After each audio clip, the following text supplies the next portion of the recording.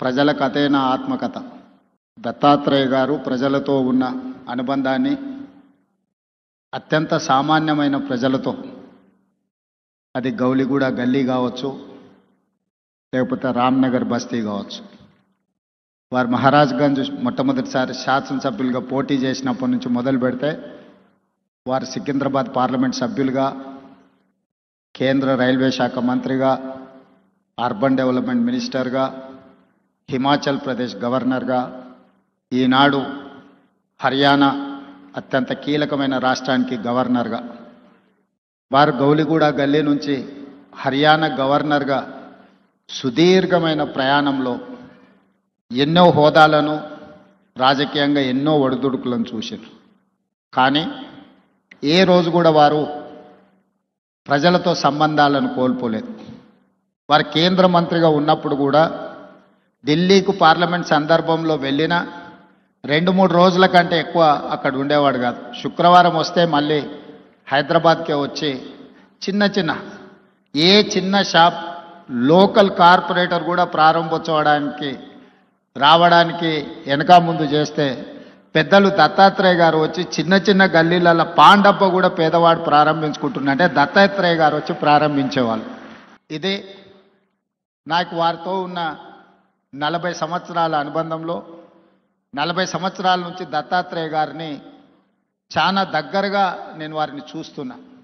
ఇంతకుముందు రాణి రుద్రమ్మ గారు చెప్పినట్టు దత్తాత్రేయ గారి కుటుంబంతో, పెద్దలు కిషన్ రెడ్డి గారి కుటుంబంతో నాకు చాలా సన్నిహిత సంబంధాలు ఉన్నాయి. అది అందరికీ తెలుసు. నేను మొన్న నీతి ఆయోగ్లో పాల్గొన్నప్పుడు ప్రధానమంత్రి గారితో మధ్యాహ్నం భోజన వేదిక మీద కూర్చున్నప్పుడు వారు చంద్రబాబు నాయుడు గారిని చూపించి ఆప్కే సాథీ ఇద్దర్ హే అని అంటే నేను చెప్పా, నేను స్కూల్ మీ దగ్గర చదువుకున్నా, కాలేజ్ ఆయన దగ్గర చదువుకున్నా, ఇప్పుడు ఉద్యోగం రాహుల్ గాంధీ గారి దగ్గర చేస్తున్నా. సో నాకు మీ దాంట్లో కూడా అందరితో పరిచయం ఉందని, ముఖ్యంగా ఈ వేదిక మీద ఉన్న ఇంతకుముందు శ్రీనివాస్ వర్మ గారు చెప్పిన భారతీయ జనతా పార్టీ రాష్ట్ర అధ్యక్షుల గురించి, ఆ రాష్ట్ర అధ్యక్షులు అందరితో నాకు సన్నిహిత సంబంధాలు ఉండేవి. ఇప్పుడు సరే రాజకీయంగా భిన్న ప్రయాణం, కానీ వ్యక్తిగత సంబంధాలలో ఎప్పుడూ లోపం కానీ, ఎప్పుడూ ఆ సంబంధాల విషయంలో దాచిపెట్టాలన్న ఆలోచన కానీ చేయలేదు. ఎందుకు అంటే వారందరితో నాకున్న ప్రత్యేకమైన అనుబంధం.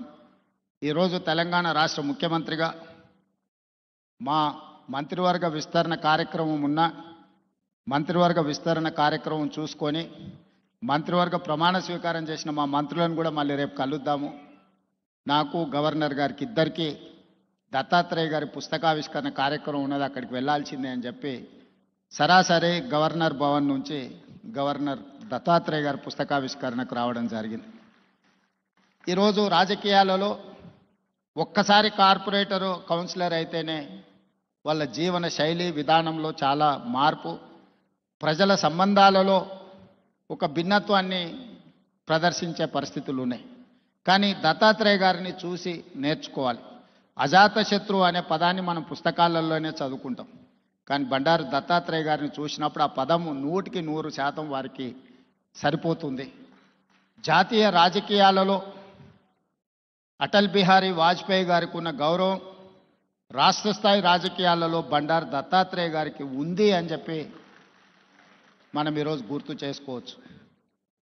అటల్ బిహారీ వాజ్పేయి గారు ప్రతిపక్షంలో ఉన్న, ప్రధానమంత్రిగా ఉన్న, పార్లమెంట్ సభ్యుడిగా ఉన్న, ఎన్నికల్లో ఓడిపోయినప్పుడు కూడా అటల్ బిహారీ వాజ్పేయి గారి గౌరవం ఎప్పుడూ తగ్గలేదు.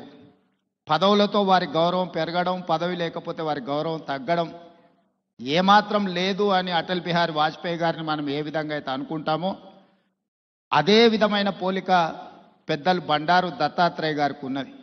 వారు పార్లమెంట్ సభ్యుడిగా ఉన్నా లేకపోయినా, కేంద్ర మంత్రిగా ఉన్నా లేకపోయినా, గవర్నర్గా ఉన్నా లేకపోయినా, ఈ తెలంగాణ రాష్ట్రంలో ముఖ్యంగా ఈ జంట నగరాలలో బండారు దత్తాత్రేయ గారిని గౌరవించని రాజకీయ నాయకుడే లేడు, ఏ పార్టీ అయినా అయి ఉండొచ్చు. అదేవిధంగా అలాయ్ బలాయ్ కార్యక్రమం తెలంగాణ రాష్ట్ర సాధనలో కీలక పాత్ర పోషించింది. నాకు తెలిసి 19 సంవత్సరాల నుంచి బండారు దత్తాత్రేయ గారు నిర్వహించే అలాయ్ బలాయ్ కార్యక్రమం తెలంగాణ ఉద్యమానికి ఒక స్ఫూర్తిగా పనిచేసింది. రాజకీయాలలో ఇతర అంశాలలో భిన్నాభిప్రాయాలు ఉండేవాళ్ళు ఒక వేదిక మీదకి ఎప్పుడైనా అరుదుగా కనిపిస్తారంటే అది దత్తాత్రేయ గారు నిర్వహించే అలాయ్ బలాయ్ కార్యక్రమంలో కనిపించేది. ఈరోజు వారి పుస్తకావిష్కరణలో ఈరోజు ఇంతమంది గవర్నర్లను ఒక వేదిక మీద నేను ఎప్పుడు చూడలే. ఈరోజు గవర్నర్స్ పరేడ్ లాగా ఉన్నది ఈ వేదిక. అంటే వ్యక్తిగతంగా వారితోనున్న అనుబంధంతోనే వీళ్ళందరూ ఇక్కడికి రావడం జరిగింది. తెలంగాణ రాష్ట్ర ప్రభుత్వంలో కాంగ్రెస్లో ఉన్న మంత్రివర్గం మొత్తం ఇక్కడనే ఉంది. మంత్రివర్గ సమావేశం నేను ఇక్కడనే పెట్టుకోవచ్చు అన్నట్టుగా ఉంది. ఎందుకంటే ఎవరు కూడా దత్తాత్రేయ గారిని భారతీయ జనతా పార్టీ నాయకుడనో లేకపోతే భారతీయ జనతా పార్టీ కార్యక్రమానికి పోతున్న భావన లేదు. ఒక మర్యాద కలిగిన రాజకీయ నాయకుడి కార్యక్రమానికి వెళ్తున్నామని చెప్పి ఈరోజు అందరి వేదిక మీద కనిపించడం జరిగింది.